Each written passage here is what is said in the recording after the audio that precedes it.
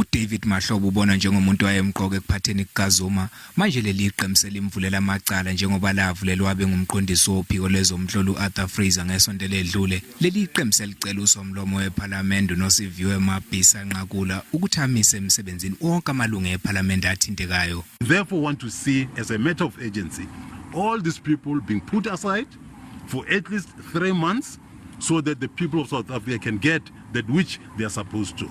Kusolakala ukuthi uMahlobo waqoqa izizumbulu zemali ethi le mali uyiqoqela uZuma.